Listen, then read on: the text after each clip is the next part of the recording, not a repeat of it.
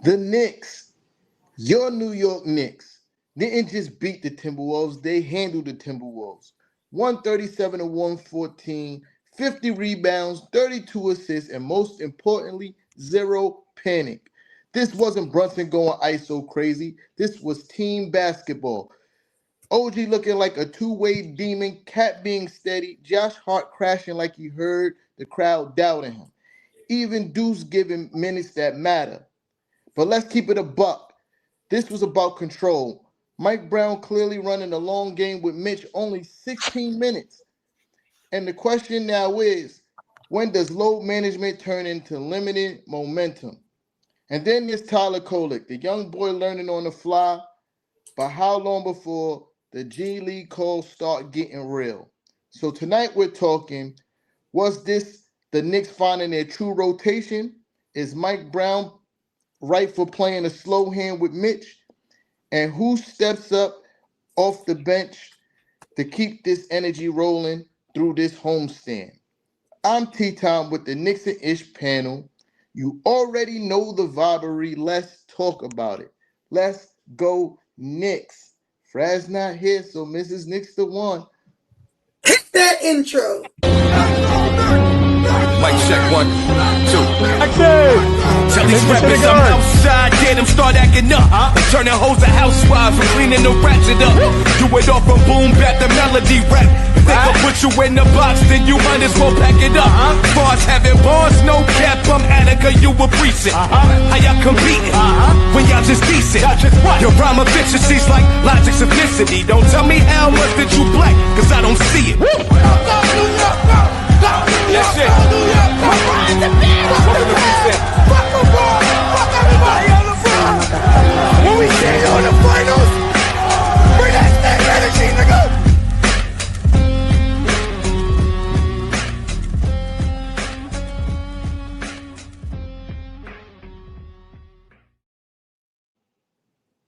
All right, yeah. Oh, I got to do it. Yeah. Live and direct on your YouTube screen is your favorite Knicks and Ish panel.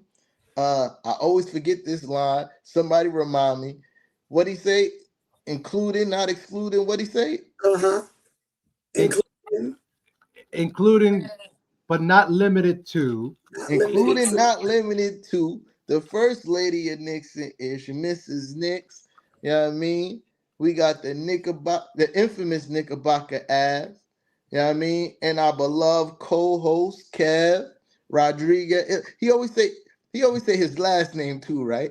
He always go Kev Rodriguez. K-Rod, bro. And our beloved co-host, the Spark Plug. Oh, I'm a spark plug. Yeah, for sure. T-time. T-time. You know what I mean? Fraz, you got to be here because we butchering this right now, bro. I know you just don't like talking to yourself and saying.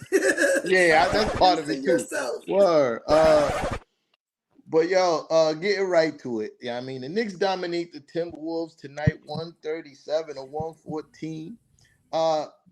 This is not the question, but it's gonna be part of the over question. Was this a statement win or just a bad Minnesota performance? Now, here's the question, right? We're going to get right into the question. Here's the question.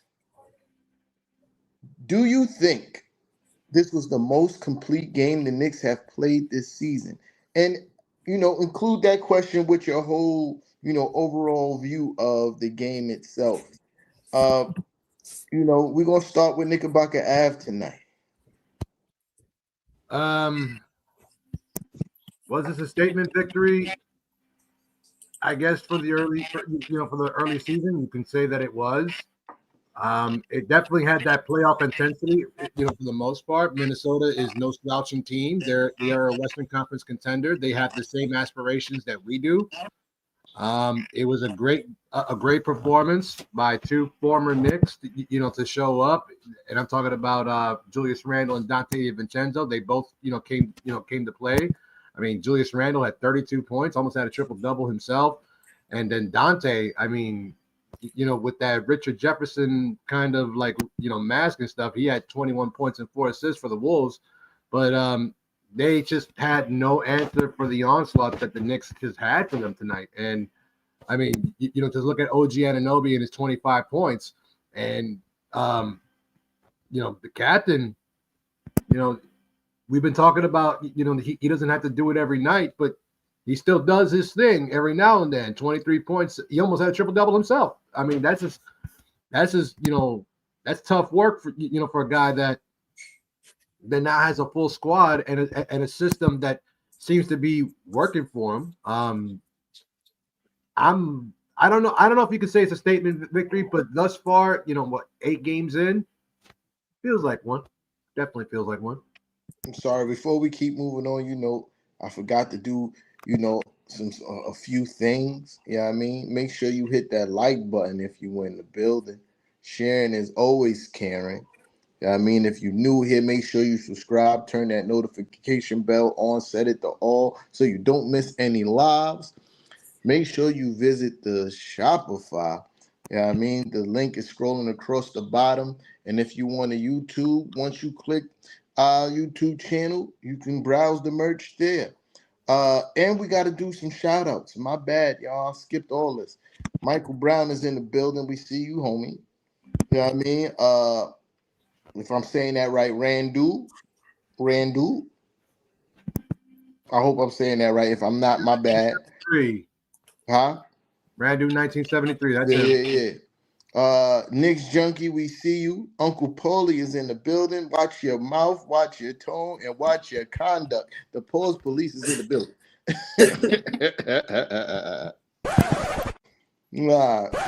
So all right, back to brass tacks. Kev, give us your little take on. I'm not little take, but give us your take on the game. Was this a statement win? And what's the other question I asked? You said, was it a statement win? And to give my take all at the same time. And do you think this is the most complete game for the Knicks this early season? Yeah. Yeah, I think I would have to say this is the most complete win of the season. They played this was an all the whole team really put in work today. I would have to say after that the Wolves went up 9.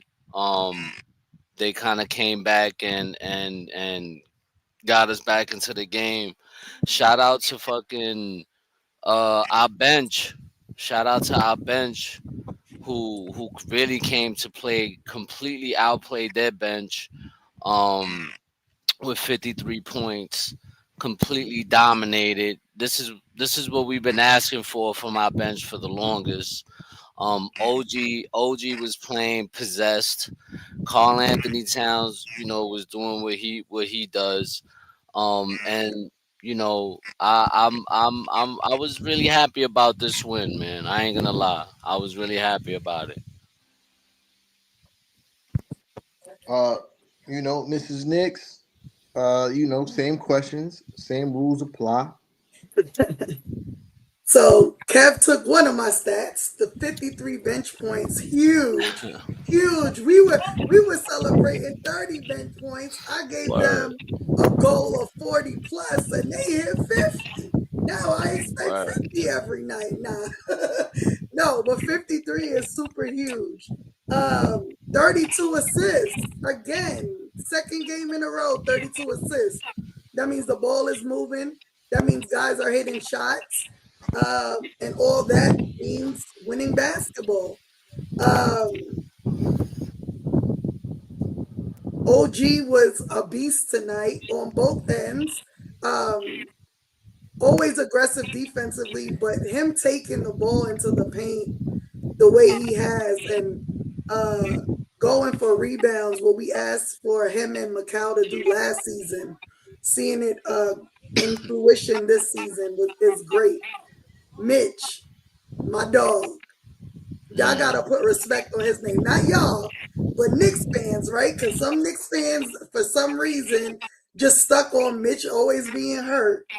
8 points, 10 rebounds, 9 offensive rebounds, 3 blocks. Crazy. We out rebounded them 50-31 today. Beast mode. We beat them points in the paint today, 62-40, which means we're getting away from every play being that spray 3. We are now penetrating into the paint and doing what we're supposed to be doing, what we know these Knicks are very capable of. And it's good to see. Again, 6 players in double figures. That seems to be the normal all season. So was this a statement win? I say yes. I think this other than the Chicago games was probably the best games we've seen the Knicks play. Chicago's playing good basketball right now, but the Timberwolves are, a known contender in the West. And so beating them the way we did absolutely is a statement. And again, another win that we can build off of. And that second half, the way the Knicks came and played in that second half was humongous, bro. Yeah. So, to give my spill about, everything. Was this a statement win? Absolutely. For the early season, Timberwolves is definitely a formidable opponent. Like Mr. Nick just said, they are, like they starting to become a perennial playoff team. One of the final 4 in the playoffs this past season, and they have a dynamic talent in Anthony Edwards, who decided that this was his time to come back from a hammy injury. Whether he was still hampered by that injury, I'm not going to speculate on that. He thought he was healthy enough to play, so he was healthy enough to get this ass whooping. But yes, they are a team to be reckoned with. Julius Randle is playing great. So is Dante DiVincenzo. To me, this is the best case scenario for being a Julius Randle supporter and a Dante supporter. They both had great games and take a L to the Knicks. You feel me? That's the best thing that I could see. That's the best scenario for me. Both of my guys play well, and then they get their ass kicked. Yeah, you know what I mean? But yes, absolutely a statement win, right? What you would call it? You know, the defense kept us in this game. We started off this game atrocious. Usually teams let go the rope when you go out there, you miss your first 5 shots, you're like 1 for 10 for your first 10 shots. And then, you start seeing a rope like slowly getting let go, but not this Knicks team. They battled on the defensive end, which kind of kept the Timberwolves from blowing this game open. And then once we started, you know, getting some shots to go, you really started seeing us turn up. OG Anunoby, as everybody on the panel mentioned, is an absolutely defensive demon. It's miraculous to watch him play defense, yo. The way he turns people, excuse me, and him and Deuce had the same problem to me last year. Well, not so much OG. OG always been pretty decent with turning people over. But he's taken that into another level this season. I think so far in this early season, like almost every game, he's getting like 2 to 3 steals almost every game. And that's what you want to see from your perimeter defender. Uh, Again, like I said in the cold opening, this wasn't just JB ISO basketball, even though JB did have a really solid game. He struggled in the beginning, but he started to, come around throughout the game. In the second half, really, he started to wow him up. Josh Hart, man. Josh Hart. Listen, if we get this kind of Josh Hart the whole season, we're gonna be tough to deal with, man. We're gonna be tough to deal with because he was scoring from the 3-point range. He was getting to the cup. He was rebounding. He played some really good defense on Jules a few times when he was matched up against him. Even though he's giving up a lot of height and weight, and Josh doing what he does with on the boards. Him playing like this, and he's gonna play like this for the rest of the season, mixed with the rest of the bench, Jordan Clarkson and Deuce McBride. We gonna be tough to deal with, and which is something that we already knew. I'm being long-winded, so I'm gonna land the plane with saying, man, shout out to the big bodega, man, bodega cat. This last stretch of games, I've seen a level of toughness and attention to not only shoot the 3-point shot, but mix up your game. Post the cat for sure. putting people on the poster for But he sure. got like 4 in the last 2 games. Yeah. Shout out to Cat, man. Yo, Cat to heard me, to and he still To land the got it plane. right. To land the plane. Just to land the plane real quick. The last thing I asked was this the most complete game the Knicks have played so far this season? Absolutely. Yes, I love the way we played on both sides of the basketball, and the passing just keeps on getting better. I'm gonna land the plane there. I'm sorry, uh, y'all. Y'all can say what y'all want to say. oh to the steals part with OG. He's had 9 steals in 3 games. So Insane. yeah, He's so third in the yeah, league right now. 9 steals in 3 games. He had 5 steals against Washington, with and then 2 tonight. So he's averaging 2 steals a night. Okay. Yeah. And we didn't mention earlier, but we are accepting super chats. So you can hit the super chat button if you want your comment on put up, and we'll stop what we're doing and address your comments. So absolutely hit the super chat. Yes, indeed. That's very much appreciated. You feel me? So the question, another question. What stood out most tonight, right? I'm gonna give y'all either or. You know what I mean? You can't say both because I know we like to do that when we don't like to make decisions. I ain't gonna say no names. I ain't gonna say no um names. but Don't say my name. but yeah, um hold on. Oh, I'm about to ask the question, Kev. You can go first. okay. All right, what stood out most tonight? The 50 rebounds or the 32 assists? I'm oh, I gotta go with either or one of Yeah, those. either or, not both, Kev. He Not both, would Kev. pick one that's both my stats. Nah. I wasn't gonna pick. I was gonna pick the bench points, but I'm gonna go with the rebounds. I'm gonna Yeah, go with the rebounds. I think we completely dominated them, especially on the offensive end. I mean, we was completely dominating those guys, especially Mitchell Robinson. Um, they had no answer for us, and they kind of the taller team, if you ask me. So for us to completely dominate them like the way we did, that was kind of impressive. Towns has 7. No, I'm sorry. Towns had 3. Robinson had 9. And Anunoby had 5. So yeah. yeah. I'm gonna Mr. Nick.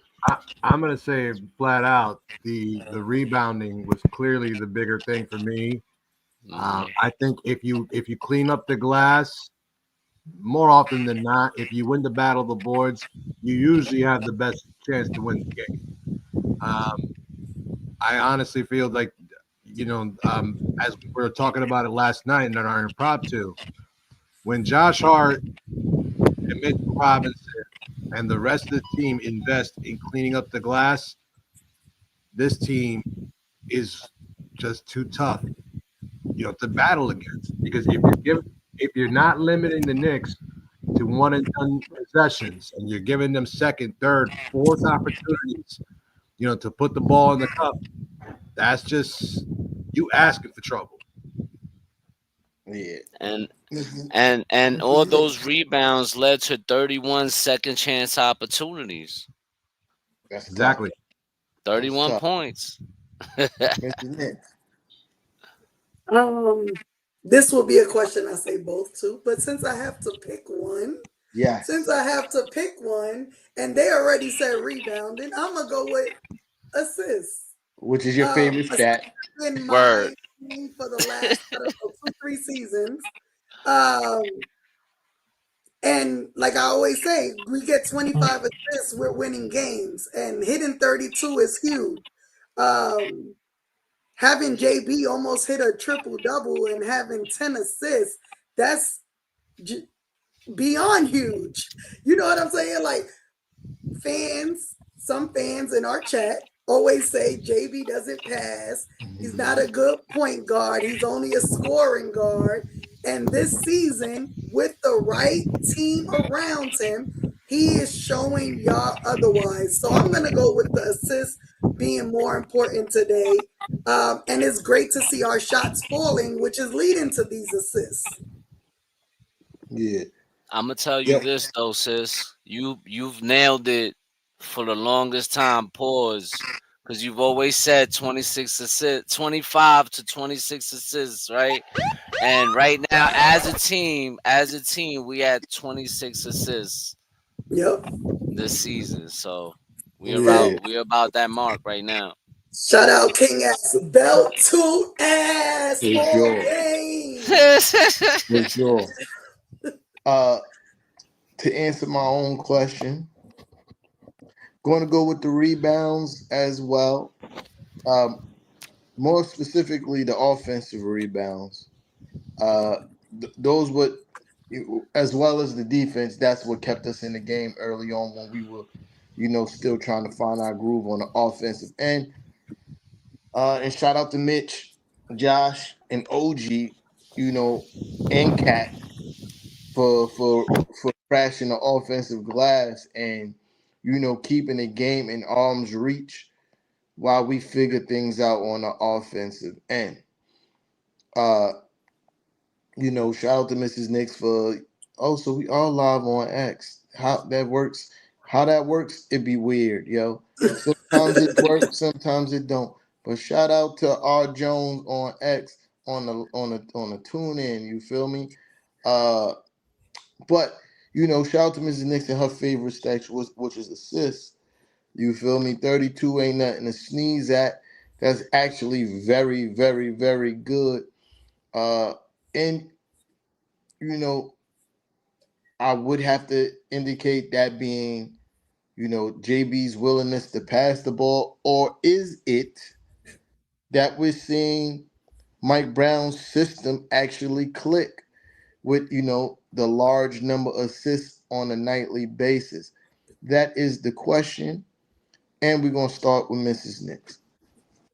I think it's both. I think the his offense is starting to click, but it looks like he's adjusted a little bit and he's added on what worked for us last season with, Cat penetrating and taking it into the paint, allowing Jalen Brunson to go into the paint and not only just break down the defense and go back and hit a three. I think he's adjusted his offense to better show our guys' talents, and they've in turn bought into his system more, and we're seeing the remnants of this. Mm-hmm. Cav.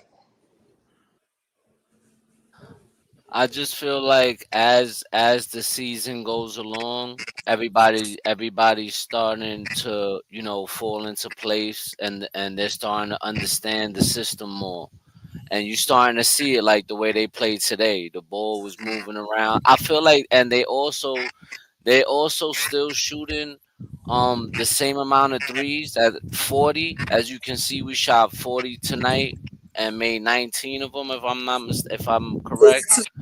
Um, but we're attacking the basket more, so I feel like that's a big difference in what you saw in the beginning of the season. But I feel like as time goes by, you're gonna start seeing more. You're gonna start seeing this team get better and better, and as they start understanding the system more. Knickerbocker Ave. I think the one thing that Knicks fans were complaining about Tom Thibodeau last season, oh, he doesn't make adjustments. He doesn't make adjustments. Well, Mike Brown did. And it's not like he completely abandoned his offensive philosophy. The Knicks are still getting up and down the floor. They're still, attacking the corner. They're still shooting 43s, as Kevin alluded to. They shot 42 of them tonight. But they're not just doing the predictable, drive into the lane and they immediately go after, to kick it out. As Mrs. Nix keeps on saying, that spray three. It's not only that. They're getting opportune and efficient 3-point looks, and they're cashing in on them, which is hugely important. I feel that 40 is still too high for me. My preference, maybe I'm Mm-hmm. these baby, but Mm-hmm. the reality is that if the shots are dropping and you're being efficient with it, and you're getting the open man, the right guy is getting the ball, then I'm happy as long as there's a W at the end. But Facts. if we start to live by the three, we also die by it as well. And when the shots are not falling, what is the adjustment? What else are you doing? Are you defending? Are you keeping your opponent at bay so that way you can still be able to come down to the fourth quarter? And if need be, you can never rely on the reigning NBA Clutch Player of the Year, our captain Jalen Brunson. Yeah, I think that we are watching the system finally start. The team starting to really click with the system. I think during that losing streak, it was a lot of indecisiveness in that 3-game losing streak when it came to where people needed to be, where the shots were going to come from, when to cut, when not to cut, when to go to the corner. There's a lot of indecisiveness that kind of aided in that 3-game losing streak. What we seeing now over this 3-game winning streak, it's more fluidity, right? People, I mean, the players are getting up and down the floor quicker, getting to spots where they need to be, and their teammates understanding where everybody is going to be to get them the ball. Yeah, there's a few lapses where there's still some miscommunication offensively, but for the most part, it just seems like everybody has a better grasp of what Coach Mike Brown wants them to do offensively. And I agree.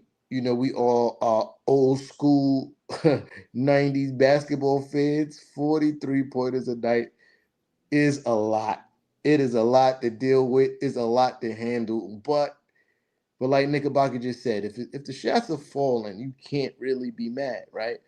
If you're shooting 43s, but you're like upper 30s, like 37, 38% from 3-point range, you kind of really can't be mad, right?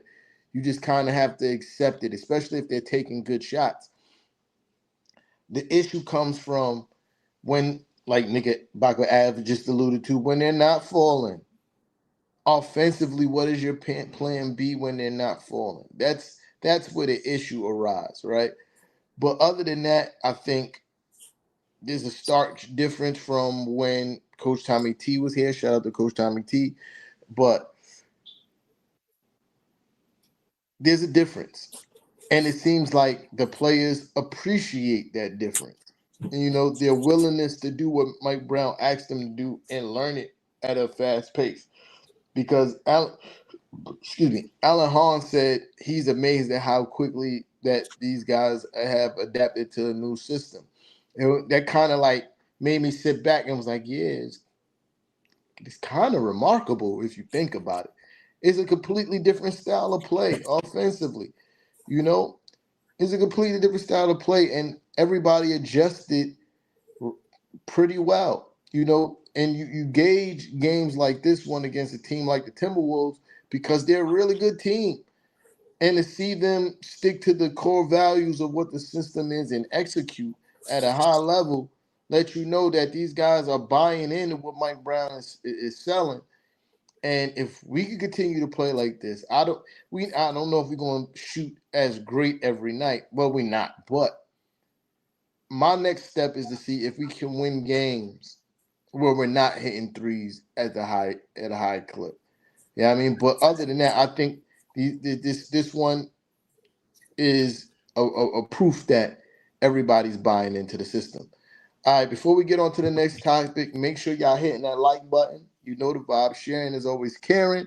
If you're new here, make sure you subscribe to the YouTube channel. Yes, it's Knicks and Ish. If you're tuning in on any other platform, go to YouTube, type in Knicks and Ish. We pop right up. Subscribe, hit the notification bell, set it to all so you don't miss any post-game lives. Uh, and Shopify scrolling across the bottom. You know what I mean? Go get you some Knicks and Ish merch. You know what I mean? I'm wearing the Knicks and Ish t-shirt right now. We got some of them on the page. You feel me? If you don't feel like typing, just go to the YouTube. It pops right up. But yeah, moving on to the next topic. What we saw from Mitch Robinson tonight, absolutely phenomenal and shows who he can be when he's healthy, right? So the question is, not the question, but the topic is Mitch's load management. Yeah, I mean, is this load management or loss of momentum? Mitch played only 16 minutes again tonight, gave you 8 points, 10 boards. If he's hurt, I'm not even sure like what he's dealing with now. I think that at least by the end of this month, we should have a fully healthy, fully able, fully ready Mitchell Robinson to be unleashed onto the rest of the league. Because I mean, right now it's okay. Right now it's okay. I'm okay with it. 16 minutes is a little bit low for me, but to be honest, Frankie Fingers. But Frank was good. but at the end of the day, I mean, he's handling them pretty well, and Mitch is making the most of the 16 minutes that he played tonight. So right now, I'm okay. But when we start getting into the meat part, like the huge chunk of the schedule where we got monsters coming to the Garden, or we're going on the road, I need to start seeing Mitchell Robinson, playing some key crunch time minutes, and I need to see it on a more consistent basis. Cavs.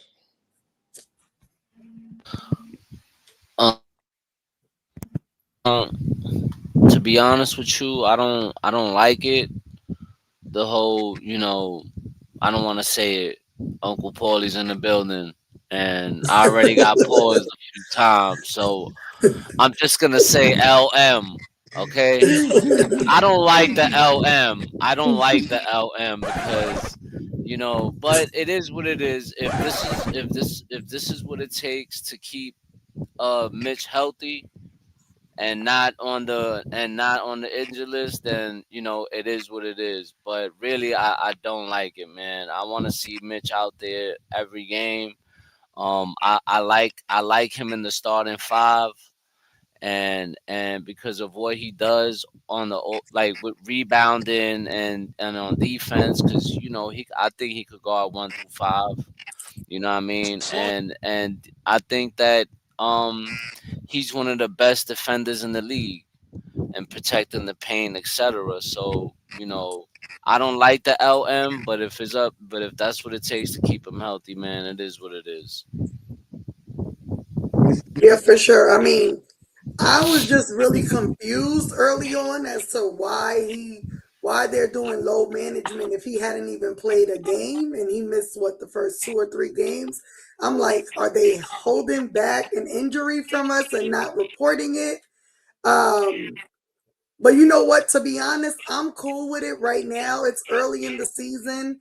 Mitch is a really important part of our team, and we're going to need him come February, March, April, and beyond. And so if we have to, watch his minutes and him not play every single game early on so that we are 100% sure he's healthy when we need him the most, then next man up mentality. Somebody got to pick up his slack. And I mean, for the most part, everyone has picked up his slack. Rebounding, we haven't been out rebounded all season. That's tough. Knickerbocker. I mean, sorry, to see JB get 7 rebounds, the littlest man on the court, 7 rebounds. That's huge. Yes, Not to mention, in that last clip, it was Deuce that got the rebound, and it's like, I know he's tough. I know he gets after it, but that's like he's shorter than JB and he's getting rebounds. So I'm loving the fact that they're attacking, they're attacking the glass. But and I say this again, I am okay with with Mitch getting a little bit of a little bit of some leniency in terms of the commitment he has to put in, but that's going to die quickly. And like I said, I'll give it to the end of the month because I want to start seeing him on a more consistent basis. I want to see if he can play 60 games and really earn that next contract. Yeah, definitely, and I like Huck Porty and all that, but he's not gonna give us what Mitch gives us. You know what I mean? He's not that kind of player yet, and I don't know if he'll ever be that. But but I want to see Mitch out there, and I'm sure he wants to be out there too. Yeah. You know what I mean? I'm almost guarantee you he want to be out there. Now, But you could definitely see it when he goes to the bench. Like, yeah, he's not happy. He's unhappy. He's not happy, bro. But He's not happy. But you'll be happy when we win in playoff series with Mitch I'm on the kind of court. like, this is how I am. Pause. This is kind of crazy. 6'7". 6'7". I don't know what that means, but the kids love it. I'm a little bit torn. You know what I mean? Like, obviously, I want to see what Mitch could do if he's out there, 25 plus minutes a night. Look what he did tonight. 10 boards in only 16 minutes and gave us 8 points. Right. Obviously I want to see, more of that. But I also understand the need to keep him healthy for the season of destiny. You feel me? I understand we need to keep Mitch healthy for the season of destiny. And that's really hard for me to deal with as a fan that want to kick ass every single night. And, I want to, in the words of Mrs. Knicks, I want belt to ass every single night. So that's why it's hard for me to deal with. So on nights where we're not playing our best, on nights when we don't have it, obviously we're going to lose more games. And those nights that we do lose those games, I'm going to be super pissed off because I'll be like, "What? We probably could have won." You feel me? Like that. So that's where the logical part, the logical fan comes into place, and the irrational Knicks fan in me comes into place as well. I want Mitch to be on the court because I want to win every single game. I want us to go the rest of the season 79-3. That's what I want. But I know it's not possible. And I know that Mitch needs to be protected for the playoffs. Keep in mind, we're not going to need him every game, right? Not all teams have big men. So now I got a question on this topic. Can the Knicks build defensive consistency if Mitch's minutes stay low? Can we be a dominant? Because we all know how much Mitch means to our defense. Can we be a dominant defensive team and build consistency defensively if his minutes stay low at 16? Can't remember who started the last one. I did. Cav. I don't think so. I think we kind of struggle when Mitch doesn't play. Because we all know that Karl Anthony Towns is not the best defender that's out there, and he doesn't block shots like the way Mitch does. I know he's a great rebounder. I'll give him that. He's a great rebounder. But on the defensive end, we kind of lack energy when Mitch isn't there. You see how much of a complete game we played today defensively when Mitch was on the floor. When he's not there, you can tell he's missed. Mrs. Knicks. I think we can build consistency. I mean, we You have can. other great defensive players on the team. OG and Macau and Josh, when he's played, the games he's played have played great defense.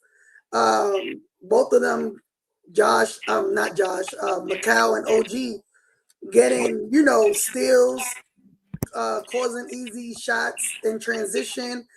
We already know Deuce is a great defensive player. And I think, like Uncle Paulie said, we can build it, but it just isn't as dominant as having a big man in the paint that's a defender. Um, but I think it's something that, I mean, they just got to hold each other accountable. Like, players need to hold Cat accountable. When he's manning that 5 position, he needs to be held accountable to do his very best. I don't think he's done bad. I think today he had stupid ass fouls defensively. But the previous game, he did pretty well. Not, Mitchell Robinson well, but he held his own. Um, at the end of the day, we have to think of the end goal, right? We want to win a championship. And if that means Mitch can't play every game, then again, somebody else has to stand up and do what they need to do because we need Mitch down the stretch. Fuck this early season stuff. Knickerbocker. Can the Knicks be dominant defensively without Mitch? They can, if they utilize this newfound speed and tempo, and they definitely limit the turnovers. I think that's.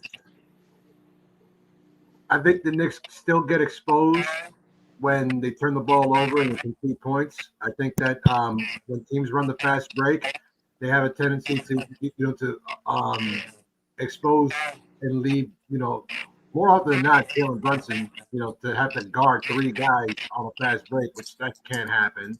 Same thing with Deuce. Same thing with Josh Hart. I mean, Deuce and Hart, they can defend anybody, but they can't defend them all at once.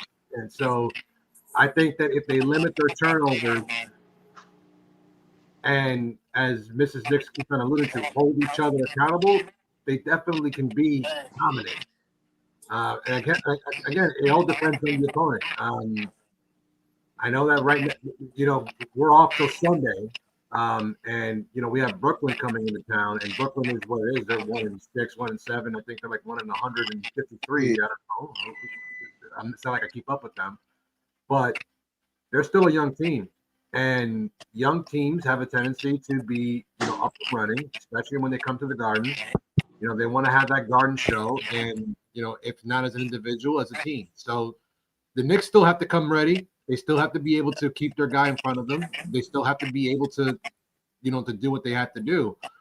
Fortunately, there's enough time for Mitch to be in that game. But when he's not in that game, they just need to limit their turnovers and stick to their principles, cleaning up the glass, limiting the turnovers, look for high efficiency scoring. If they just do those 3 simple things, and of course keep up the assists, they can beat anybody with or without Mitch. So can the Knicks be dominant on defensively and maintain defensive consistency with Mitch's minutes being low? I'm going to say yes. And the reason why I'm going to say yes is because OG Anunoby and Mikal Bridges. I think in today's NBA, you have to be able to be great at the point of attack, and we have 2 of the best in OG and Mikal. To Mrs. Nick's point, Cat needs to be better defensively. for that to really be a thing, because you do need a second line of defense. And with Mitch, and that's really what he brings. You know what I mean? Like he's not only a great individual defender, he's great at being the second line of defense. Uh, I will say Cat has been better defensively over these last 3 games. He's still been doing stupid fouls. He has been better. But I find my comfort in saying that we can be dominant defensively still and maintain defensive consistency as long as we got OG and Macau. Uh, because, again, you see OG and Anunoby on a night-to-night basis. That guy, he's phenomenal defensively. He's this is kind of a little bit off topic, but he's on a mission. What it seems to be like, I'm getting deported. He said he wanted it this season. I'm That was getting his goal. I'm getting depoted. I'm locking everything down. I'm stealing the basketball. I'm blocking shots. I'm doing everything. You know what I mean? And him and Macau on the perimeter, we can definitely maintain a high level of defensive uh, consistency. So it's about to be a topic change, so you know what I got to do. Make sure you hit the like button. Sharing is always caring. You know what I mean? Subscribe to the YouTube notification bell. Set it to all. You know what I mean? And make sure y'all blessing that super chat. Super chat, like Super Cat, like the reggae artist, kind of. Nigga Pagab wasn't feeling that one. He wasn't feeling that one. Super Cat? That's pause? He don't. No, that wasn't pause. I don't have a buzzer, so I just have to I'm gonna get the soundboard ready for this because sometimes we do get corny on this show. We start to show our age. We get away with a little bit too many dad jokes, myself included. But it's like, yo, bro, Super Cat was the guy, man. What we talking about? All right. By the way, the pause sound is that we're doing that for pause. All right, so boom. Next topic, we gotta talk about the boy Tyler Kolek. In the beginning of the season, he was seeing some meaningful minutes.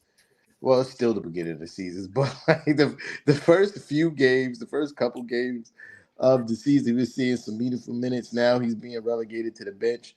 Tyler only played 3 minutes a night, no points, 2 assists. So is it time like to consider like a G League stint? Well, there was reports today that he was sent down to the G League, right? But yet he popped up at the game. I'm not sure. They can. Huh? They can because he's still on a Knicks contract. So they could push him down to the G League to either work out with them or play a game with them and then pull him back.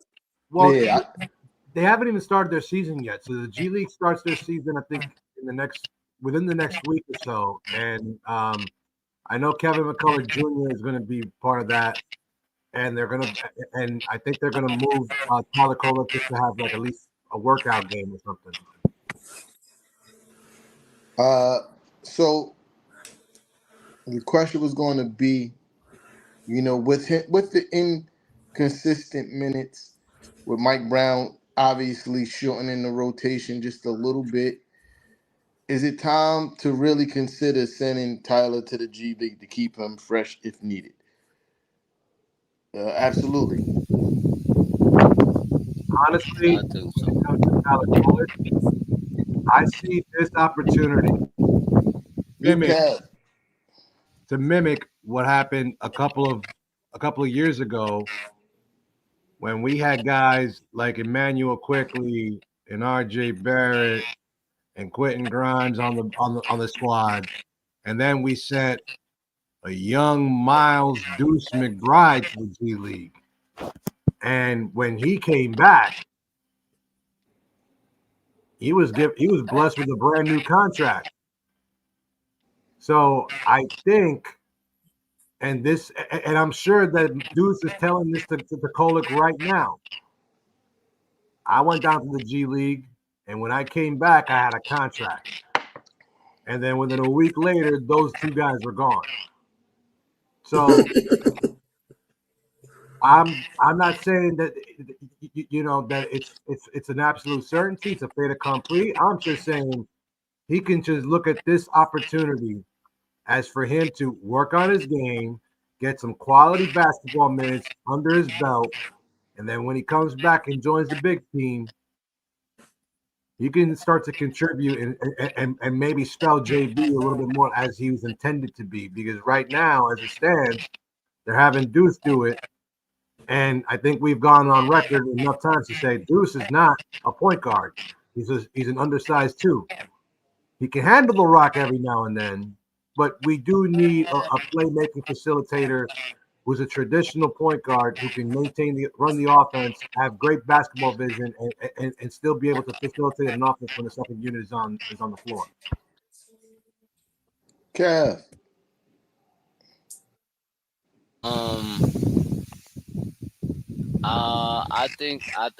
I think they should send him to the G League, instead of just having him sitting there on the bench doing nothing.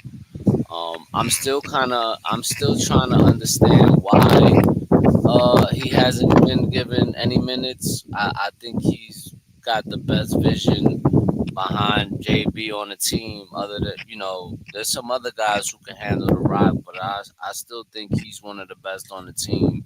Why he gets no minutes is beyond me. Um, I think and I think he can shoot the rock. So I don't get it. I don't get why he said he was gonna give him playing time and then all of a sudden just took it away from him. But yeah, I think they should just send him to the G League just to not have him there wasting space. You know what I mean? Yeah. Mrs. Knicks. I agree. I think he should be to the G League, sent to the G League. Knickerbocker took exactly what I was gonna say. We've seen this before with Deuce. I think it's a good opportunity for him to build, and for him to, for our coaches. And if he dominates in the G You League, Kev, my fault. absolutely think he will. Um, he'll get called back up. And I don't think it's going to be just, sending him to the G League and he sits there. I think he's going to kind of go back and forth the way Deuce did. I do see why his minutes have diminished. I mean, he played in those games where we didn't play well. And I think it wasn't because of him. I think it was because of the rotation that was played more. Mm-hmm. Because if you think about it, if you have him, is that me being staticky? Nah, That's me. When you think about him on the court with a Josh Hart, who at that time wasn't, shooting as much as he has been the last two games, and then a Yabusele who's not a scorer. We didn't have three guys on the court who offensively aren't giving us much. And so that kind of sucks. I think he needs to be put in maybe with a different lineup. But now that we have, our bench kind of scoring with Jordan Clarkson, Deuce playing well, Josh back on track, kind of like takes away from him being able to be put into that second line, that second unit with those guys. But definitely put him into the G League, let him get reps, see what he can do, and when needed, when called upon, hope he's ready. I think, Tyler definitely needs to go to the G League. His playmaking has never been an issue. One of the things that was supposed to be a strength of his coming into the league was his, perimeter shooting. And I think he hasn't really like kind of fulfilled, you know, his potential in that regard. I think the G League help him get more reps, keep him like everybody else said that keep The him G ready. League can help him get more reps, keep him like Who's everybody playing in else the said background? that keep him. Uh, yeah. So keep him ready. I think he would, benefit gratefully from going down to the G League. Yeah, I mean, like it was mentioned before, Deuce McBride is a perfect example. Uh, two more questions on this topic. Uh, I'm going to I'm gonna ask them at the same time because I believe Tyler Kolek offensively has kind of been struggling when it comes to outside of his playmaking. But offensively, when it comes to scoring the basketball, it's been kind of a little struggle for him. Uh, is Tyler Kolek struggle more about system fit or confidence? And the second part of this question is, what does a G League assignment says about how serious the Knicks are about developing Tyler Kolek under Mike Brown? Who started the last time? I think it was Kev, Mrs. Knicks. Um, Say it again one more time. Which part? The whole thing? the questions. The first one is Tyler Kolek's struggle more about system fit or confidence? And the second part is, what does a G League assignment say about how serious the Knicks is about developing Tyler under Mike Brown? Or do you know that I was don't think it's a system fit issue. I think he fits into the system well. I think the system that Mike Brown runs needs someone who reads the court well, and I think he absolutely does. I just think, like I said earlier, the the rotation he was put in with, because he was put in with Josh when Josh wasn't looking to score or scoring well. Yabusele, Jordan Clarkson when Clarkson wasn't playing well. And so and then him not being the point guard that's just looking to score right off the bat, he's looking to get everyone else involved. Having three non-offensive threats on the court at the same time, it didn't do good for us. So I think if Mike Brown messes with the rotations a little bit, puts him in, or even inputs him in now while the guys are kind of hot, it may work better. So no, I don't think it's a fit issue. And him going into the G League, I think it shows how serious they are. I think, like we've said, we've seen it with Deuce. Either they want to hide him because they don't want, his name to pop up and stuff, or they want to develop him for real. And I think a little bit of both. So yeah, I don't think going to the G League with this Knicks team and this Knicks front office is a bad thing. I think that personally, it's not a fit issue. I think Mrs. Knicks hit it on the head. I think that it was just a timing issue. I think that just going full blown second unit, Tyler Kolek with Jordan Clarkson, with Gershon Yabusele, with Muhammad Diawara, for him to lead that group, a pretty inexperienced group, for the exception of Jordan Clarkson and maybe Deuce McBride, I think it didn't make much sense, especially for him because, he's still passing the ball. He's still creating shots, creating opportunities. Guys are just not cashing in on him. So the fact that they're sending him down to the G League, most people will look at that as a demotion, but I look at that as that this is an opportunity because, like what happened with Deuce, like what happened with Quentin Grimes, what's happened with other guys like Frank Ntilikina and so on and so forth. There have been a number of different times where the Knicks would send guys down to the G League and then they put them on display. I don't know if it's for trading purposes or do they really believe in him? And I've done enough research and heard my boy Steve talk about Tyler Kolek, when he was over in Marquette. And I've heard enough. I've done enough research. This guy's a good player. He should be at a certain level by now, considering this is his second or third year. But the fact of the matter is that limited playing time and unfamiliarity with certain players has been limiting him in terms of how good and effective he can be. Now, if you play him more alongside some, a Karl Anthony Towns or an OG Anunoby, I think that you'll start seeing a little bit of a difference, especially if you put him alongside Mikal Bridges. But obviously, you want to keep that Mikal Bridges Jalen Brunson connection together. You also want to keep Wingstop together. You also don't like the fact that you want to pull Mitchell Robinson out. So or Karl Anthony Towns, or Josh Hart, or we can go on and on. So the fact is that right now, as it stands, Tyler Kolek is like the 10th man off the bench. But the fact that they're sending him to the G League means that they know they know that there's unlimited unlocked potential there, and they want to get it out of him and see if he can perform on the big stage. Hey yo, Kev. Yeah, y'all both said everything that needed to be said. I'm just gonna say that yeah, I think that they should send him to the G League and develop him. Maybe it's a defensive issue. Maybe that's the only reason why he's not getting playing time. That's the only thing I could think of, because like y'all said, I think he fits the system. I think his vision on the court is like I said earlier, the best. But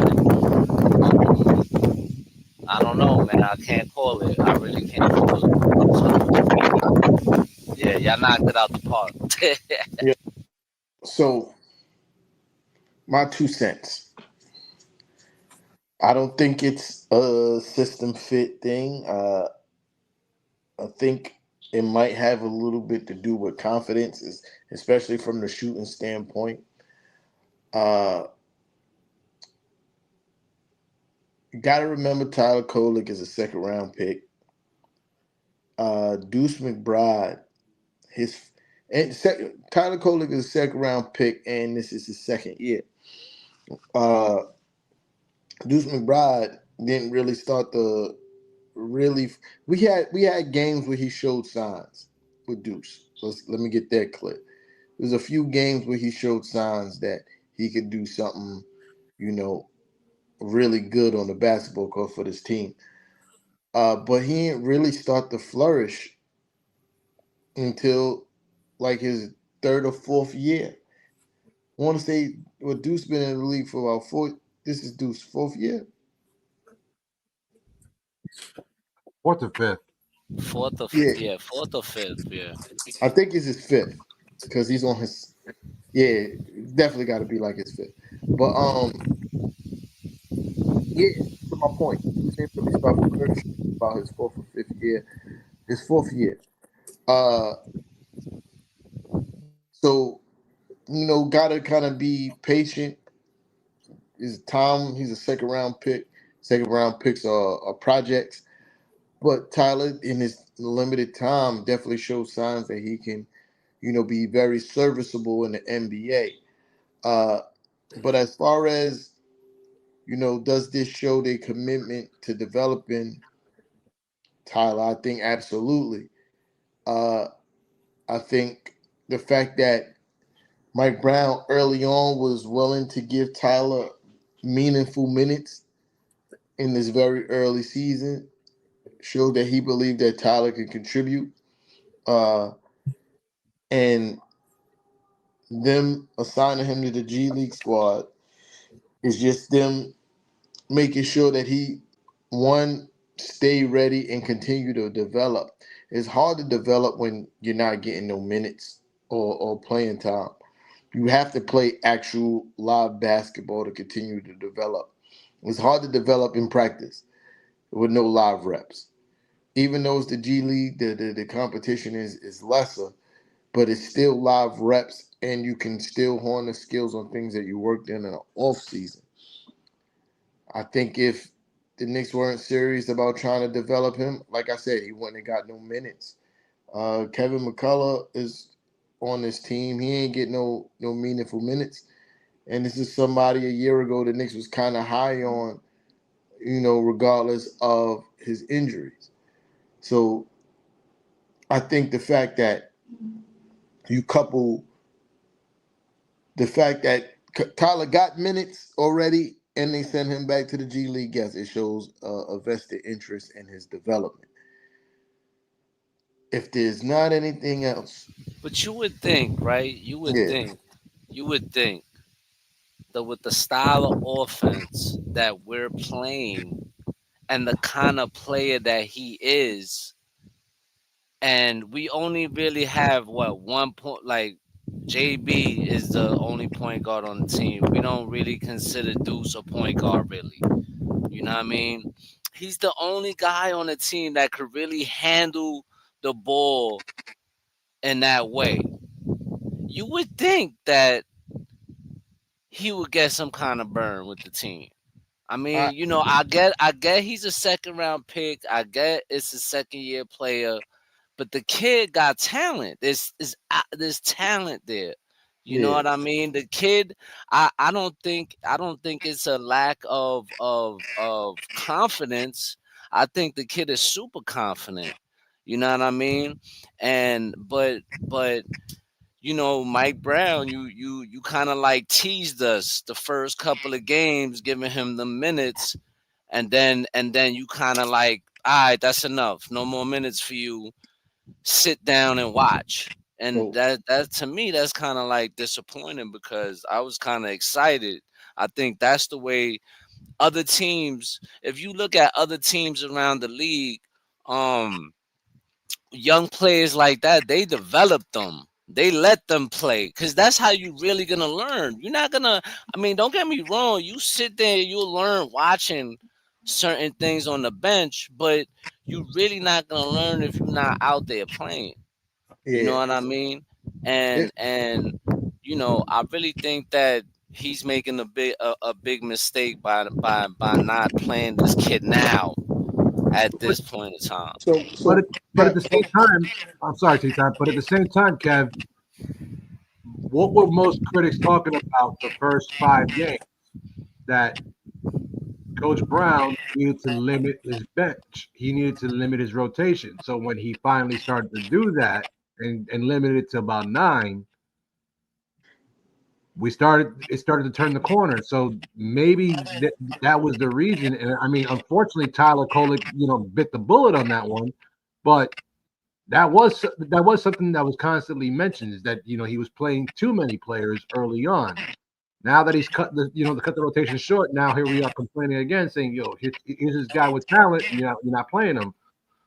Which one do we want? Do we want to limit the rotation, or do we want to give all these kids a chance to play? I mean, we can't have them both. It can't happen. so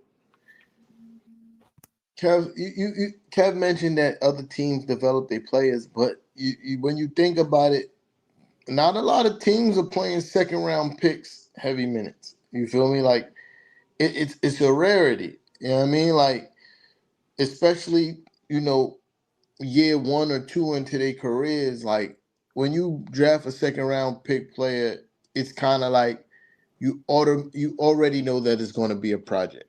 Like there's a possibility that this kid could play at the NBA level. That's when you really look at a second round pick. And like as much as I do like Tyler, and I do see that there's talent, and I agree with you on that respect, Kev. Like Tyler is a talented basketball player, but he's still a second round pick. And as far as the team not having you know another ball handler, pause. Uh, in Mike Brown's system, he said repeatedly that 1 through 4 is interchangeable. You know what I mean? Like there is no real primary ball handler if you pause. If you even look at the way that they run JB, who's the one, a lot of time he's off ball now. He's not bringing up the ball as much because 1 through 4 is interchangeable. He don't really want a prototypical point guard. And when you don't have like he's not really looking for people to break down offense. That's what that top of the key handoff is to start the play. It's a way to get past the initial defender to get teams into rotation. You know what I mean? That doesn't necessarily require somebody to have the supernatural point guard skills to be able to get past guys, shake, do. It's it's able for somebody like a Mikal Bridges or OJ Anunoby to get downhill, get 2 feet in the paint, and try to spray the ball. Do I believe Tyler deserved minutes? Yes. Do I see the ideology of what Mike Brown is trying to do with the offense and maybe like sending Tyler to the G League to develop him more? I see it. I do I so it's like again, even though I told people it can't be both ways today. It's both ways on that. Like, bro, like either like he deserves minutes, but he also needs to develop more. You know what I mean? And it's kind of it's a stuck between a rock and a hard place, to be honest, because we're a guard heavy team, Hmm. right? So even if he gets minutes, how many minutes is he going to get, and whose minutes is he taking? Right? He's not taking JB's. He's not going to take Deuces. The way Clarkson is playing, he's not taking his either. So it's kind of like Shamit. Kolek's in the same situation that JB was in Dallas. Where does he get his time at? And even really worse because we have more guards than Dallas had when they had JB and Luka. So it kind of sucks for him. All I can say is, I hope he stays ready because if someone goes down or someone has a tough stretch, we're going to need him to step up. But with the guys playing at this high level that they have been these last few games, where do we give him minutes at? Word. Yeah, so I mean, I do got another topic. We are hour and 12 in. I'm just saying. Like Go for it. is go for it. So it's about, the bench energy. You know, the Knicks bench gave Shaw minutes tonight. Josh Hart 18, 5, and 4. Deuce 14, 4, and 3. That's kind of crazy coming up. Are we finally seeing some life from the second unit that we spent all off season talking about? All off season, we got the best bench in the league. Finally, are we seeing what this bench is and can be? I don't remember who went first. Y'all figure it out amongst yourselves. Quick answer. I don't think we've seen the best of the bench yet. Facts.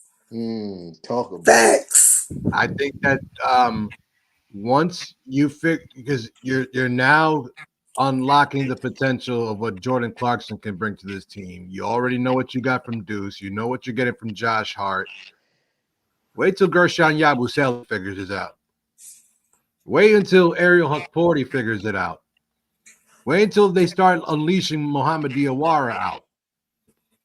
Wait until, oh my God, if Tyler Kolek comes back from the G League, mad as fuck. I'm sorry. You might as well just you might as well just fucking just forego the rest of the season. Don't plan no shit to do in New York when you come to the Garden. As T-Time, pours himself another cup of wine. Don't even think about going out to drink. Don't even do it because you're gonna be getting this work. You got to guard the starting five, the best starting five in the NBA. Absolutely. And now you got to deal with that bench, which is usually a starting five, probably in Utah, probably in like a couple other cities. But that's a starting five in Washington. I'm just saying. Maybe in Charlotte too. Yeah. Yeah, I'm not mad at that. Kev. What was the question again? What was the question again? Are we finally seeing the potential of this Knicks bench? I think it's starting to. I think they're starting to click. I think they're starting to get it now. You see Clarkson is starting to get a little bit more comfortable into the offense, especially on the defensive end, on the defensive side of the ball. Um, like Av said, wait until Yabusele start clicking. Once that happens, then you're gonna start seeing another level of the. You're gonna start seeing another level of the second unit. Um, but it like we all been saying, it's just gonna take time. It's still early in the season, and once they started making those adjustments, it time would tell how good this second unit will be. Knicks. I think we're just scratching the surface as well. Hmm. Um, think about it. We scored 52 points off the bench with Landry Shamet only scoring 3 and Clarkson only having 17.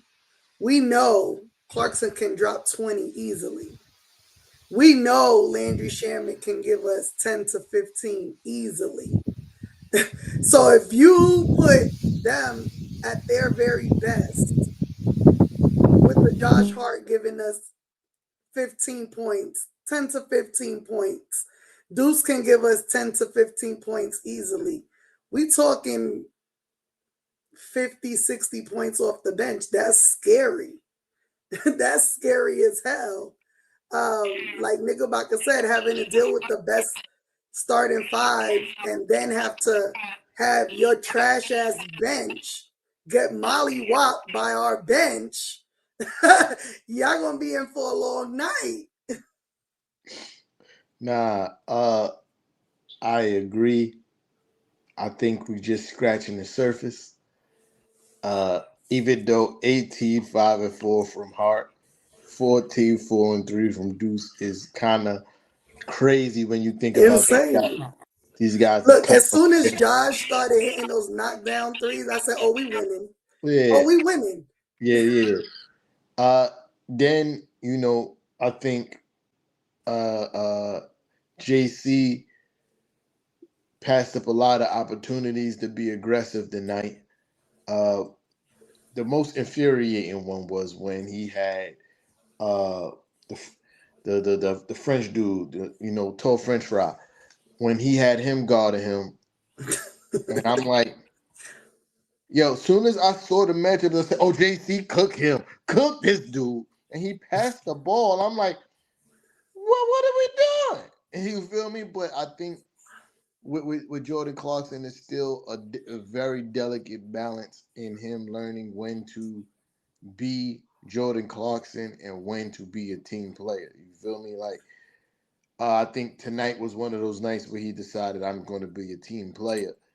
Excuse me, there was no urgency for him to be ultra aggressive tonight. Like, but it was definitely opportunities in the flow of those guys getting their buckets where JC could have been more aggressive and probably been another 10 to 15 point scorer tonight. Last question, then we're gonna pack it up, right? Unless y'all got anything to add, of course. Which bench combination do you like best? Mm. I know that's kind of a heavy question to drop at the end. It's something that y'all guys got to think about just a little bit. You How about mean like how about this? any combo of players or like a 5 players? So I'm gonna make it easier saying like when I say bench, that includes like when the starters are still on the court and we start integrating the bench into the start I line. think we answered this a little bit yesterday. I and I'm going to echo that same sentiment. I like it when I see JB and Deuce in the backcourt, even though it makes us small. I think it makes us quick. I like Clarkson and or Hart on on the three, and anywhere where you put Cat in the five, just for short spurts. I think that makes a much more offensive unit, much more efficient unit, and they're up and down the court a whole lot more. So and I mean, with that many shooters on the court, and you still have Karl Anthony Towns, pulling up the trail of three, that's tough to guard. Yeah. Cav. For me, I think it's too early in the season to tell, because I think that Mike Brown, he has so many lineups that he can use, that to me it's still early to tell, and I will have to wait and see.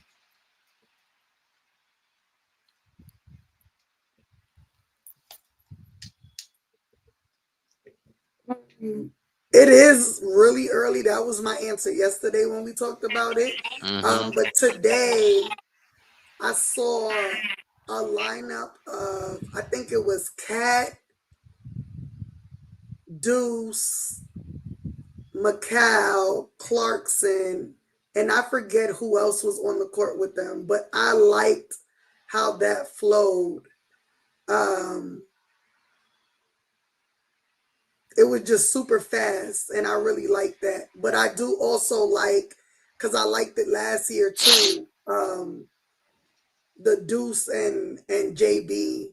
Deuce playing the shooting guard with JB, McCall, OG. So like when they start first integrating the bench and they bring in Deuce first, I like that.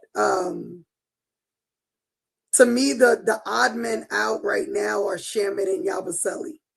Shamet, not, he's had good games, but he's had games where he hasn't been impactful. But I know, that's been what he is. Like last season, he had those games as well, and he'll show up. Yeah, it's super early, and we've seen so many different lineups and so many, guys being interchanged into the starting lineup because of Mitch not being there. It's super hard to tell. Yeah, we could revisit this one later on in the season. So I agree. It is a tad early, but I still got my preference in this early season. So since we taking it to a place where we like leaving the starters, like the starters integrated with the bench, I'm gonna go with JB 1, Deuce 2, Josh 3, OG 4, Cat at the 5. I like that lineup. Uh,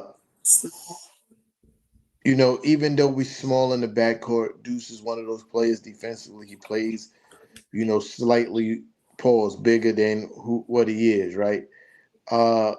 So he's kind of he's a little bit interchangeable on the wing, right? He could guard the opposing teams 1, 2, and depending on how tall the 3 is, sometimes the 3. Same thing with OG. He can pretty much guard 1 through 5. So that makes us flexible defensively. Offensively, Deuce's shooting is invaluable, especially when you talk about floor spacing for the Cat. Same thing with Cat. His floor spacing is invaluable in that lineup to help the floor spacing. Same. So, well, let me take that. All 5 players on that lineup could shoot. All 5 players in that lineup can shoot, and that's important. And it still makes us, very flexible defensively. We're switchable. As far as the bench go, we still have the best starting 5 in the league. I'm just saying, if we're gonna, the question was my favorite bench lineup. If we integrating starters into that, so that's my favorite because the versatility on both ends of the court in that lineup.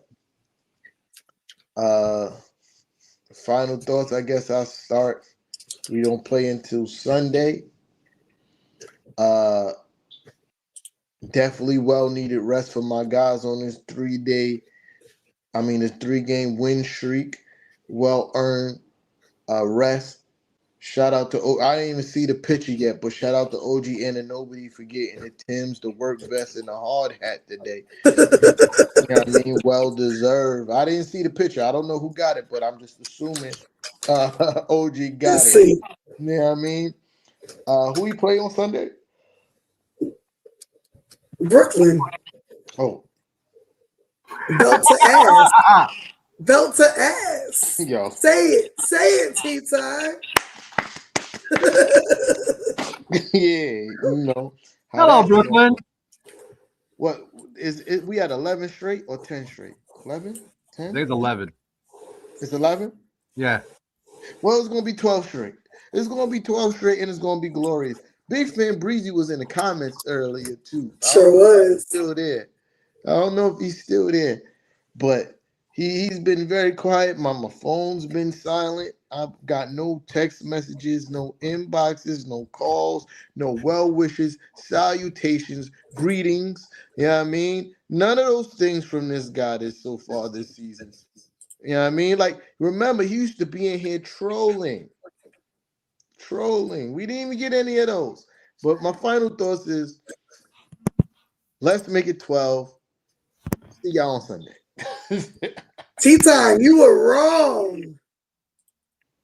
About what? Hold on. Oh, I gotta find it. Hold on. Oh, there we go.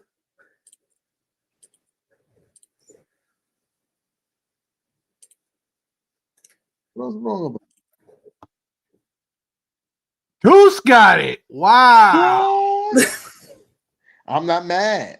I'm not mad. Tyler Kolek needs to shave that chest, bro. Where is JB? Is he? It's so funny how JB be trolling in the back.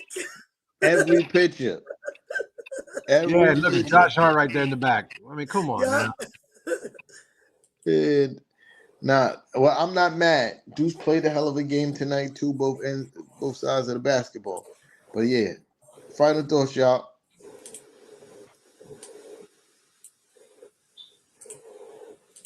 Belt to ass. Brooklyn not beating us. 0 chance. I will say don't take them lightly, though, because, them beating us is their championship. And so we have to play Knicks basketball. But I expect belt to ass from the minute jump ball goes to the end. We should dominate them. They are no competition. We need to play like we're the better team all game. And to be honest, a few shows back, we gave, our predictions on what we thought we would be in these 7 games. I thought the only loss would have been Minnesota, so we're going undefeated. I ain't mad at that. Knickerbocker. Sunday's game against Brooklyn. What is the favorite term that we like to use when we talk about Brooklyn? What is it called? Remind me, Mrs. Knicks, again. What do we say a lot when we talk about Brooklyn? What? Fuck them picks. Those picks are not coming back to haunt us.